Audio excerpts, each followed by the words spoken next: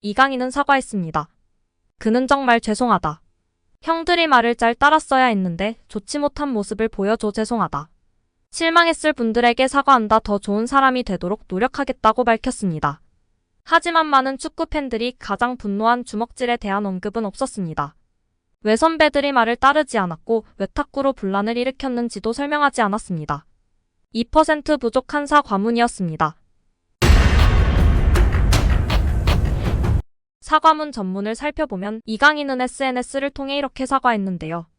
안녕하세요. 이강인입니다.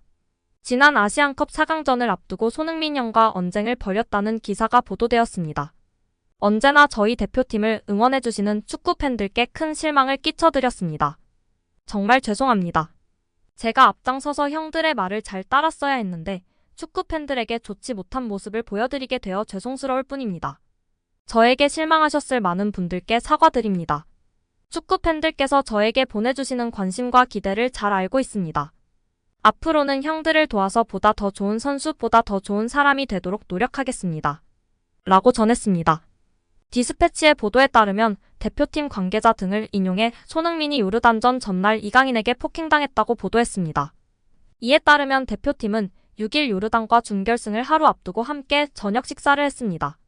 앞선 연습에서도 손발이 안 맞아 분위기가 무거웠던 대표팀은 이날 저녁 식사를 통해 전의를 다지고 단합을 도모하려고 했습니다. 다만 이강인, 설영우, 정우영 등은 한참이 지나도 식당에 나타나지 않았습니다. 셋은 그 시각 플레이룸에서 탁구를 하고 있었습니다. 플레이룸은 식당과 붙어있는 휴게 공간으로 탁구대 등이 마련돼 있었습니다. 대표팀이 저녁을 먹는 동안 플레이룸에서는 함성이 터져나왔습니다.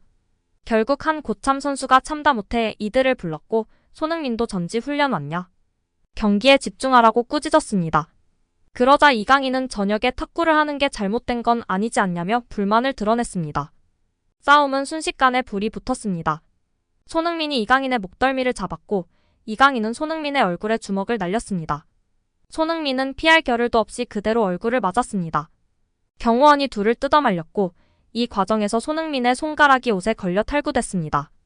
손흥민은 먼저 화를 가라앉히고 이강인을 찾아갔습니다. 내일 경기에 집중하자며 손을 내밀었고 이강인도 미안하다고 사과한 것으로 전해진습니다. 둘의 화해에도 내용은 계속됐습니다. 이강인의 돌발 행동에 지쳐있던 일부 선수는 준결승 당일 위르겐 클린스만 감독을 찾아가 이강인을 선발에서 제외해달라고 요청했습니다. 그러나 클린스만 감독은 자신의 황태자였던 이강인을 내칠 수 없었습니다. 그는 이강인은 내가 써야 하는 선수라며 선발로 이강인을 내보냈습니다. 준결승전 전날 4분까지 일어난 한국은 결국 요르단의 유효 슈팅 하나 없는 졸전을 거듭한 끝에 0대2로 완패, 4강에서 탈락했습니다. 이에 사령탑 클린스만 감독을 향해 경기 운영은커녕 내부 단속도 제대로 못했다는 지적이 빗발치고 있습니다. 아시아 축구 연맹의 기록에 따르면 손흥민은 요르단전에서 대표팀 동료들을 향해 34차례 볼을 패스했습니다. 손흥민이 가장 많이 패스한 팀 동료는 이강인이었습니다. 손흥민은 이강인에게 10차례 볼을 내줬고 요르단과의 4강전에서 이강인은 황인범과 함께 손흥민으로부터 가장 많은 패스를 받은 선수인 것으로 나타났습니다. 손흥민은 전반전 동안 이강인에게 한 차례 패스를 했지만 후반전에는 요르단 진영 곳곳에서 이강인에게 볼을 전달하며 공격을 풀어나가기 위해 노력했습니다. 전반전 동안 팀 동료들에게 전달한 패스가 7차례에 불과하며 요르단 수비진 사이에서 다소 고립된 모습을 보였던 손흥민은 후반전 동안 패스 횟수가 크게 증가했고 이강인을 향한 패스도 대폭 늘어났습니다. 이강인은 요르단전에서 55차례 대표팀 동료들에게 패스를 했습니다. 전반전 동안 손흥민에게 한 차례도 패스하지 않았던 이강인은 후반전에는 손흥민에게 3차례 볼을 내줬지만 페널티 에어리어 부근에서의 패스는 한 차례에 불과했습니다. 경기장 곳곳에서 이강인에게 볼을 전달했던 손흥민과 달리 이강인은 손흥민을 향한 패스에 있습니다. 손흥민은 요르단과의 아시안컵 4강전에서 출전한 선수 중 이강인에게 가장 많이 볼을 전달했습니다. 골키퍼 조현우를 제외하면 요르단전에 선발 출전한 선수 중 이강인이 가장 적게 패스를 한 동료가 손흥민이었습니다. 축구대표팀의 주장 손흥민은 요르단과의 경기를 하루 앞두고 이강인과 주먹다짐을 펼쳤지만 경기 중에는 이강인과의 연계 플레이에 적극적인 모습을 보였습니다. 한국과 아시안컵 4강전을 치른 요르단은 한국을 상대로 경기 초반부터 정면 대결을 펼쳤고 최종 수비 라인을 하프라인 부근까지 끌어올리는 모습을 자주 보였습니다. 요르단 수비 뒷공간이 충분했던 경기에서 이강인의 패스와 손흥민의 침투가 효과를 발휘했다면 경기 결과가 달라질 수 있었지만 한국은 무기력한 경기 끝에 유효 슈팅도 없이 패배로 경기를 마쳤습니다. 다만 축구 팬들은 이강인, 손흥민 하극상 사건에 대해 이강인 선수의 잘못이 크지만 어린 선수고 문화 차이가 있었기 때문에 철저히 교육이 필수인 점은 동의하고 제대로 사과하라는 데에는 이견이 없는 상황입니다. 그러나 축구협회의 이번 처사는 굉장히 한국 축구에 더 큰 실망감과 문제임을 드러내고 있다고 지적하고 있습니다. 손흥민 선수 등이 대표적이고 한국을 대표하는 축구 국가대표팀을 보호하고 관리해야 할 축구협회가 오히려 자신들의 보호를 위해 이를 키우고 있는 형국이 더욱 비참한 한국 축구의 현실이라는 것입니다. 클린스만, 정몽규 사태에 대해선 일절 인터뷰 없이 시간만 지연시키다가 갑자기 손흥민, 이강인 사건은 영국의 유명 찌라시 더선의 보도에 맞다고 2시간 만에 보도를 확대해버리는 형국입니다. 선수 보호 차원 및 선수들과의 상의도 없이 그냥 저질러버리는 축구협회의 형국에 누가 이제 한국 대표팀에 대한 존중감과 태극기의 무게를 이해하겠냐는 것입니다. 일단 무조건 이강인 선수가 대가리 박아야 할 상황은 맞으나 축협이라는 곳도 똑같고 더 나쁜 놈들이라는 것입니다. 지키고 보호하고 잘 관리하고 징계하고 다시는 이런 일 없게 제발 방지를 위한 생각은 안 하고 막 더 떠벌려서 자신들의 방패막이로 만드는 축구협회에 다들 분노가 넘치고 있습니다. 한국에 부임할 뻔한 감독 5명에 대해 살펴보겠습니다. 오늘은 호세 보르달라스, 반프롱크 호스트, 모레노 등 5명의 감독에 대해 소개하려고 하는데요. 이들 감독은 한국 대표팀의 감독 후보로 언급된 적이 있었으며 각자의 강점과 경력을 통해 한국 축구에 기여할 수 있는 잠재력을 가지고 있다는 평가가 있었습니다. 그럼 자세한 내용 함께 살펴보도록 하겠습니다. 클린스만 대신 우리나라 감독이 될 뻔한 감독 탑5를 선정하였습니다. 5위는 호세 보르달라스입니다.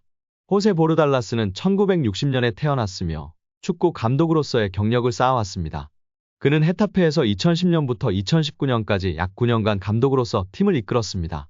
그동안 헤타페는 라리가 2부에서 경기를 치르며 주로 중위권에서 활약했습니다.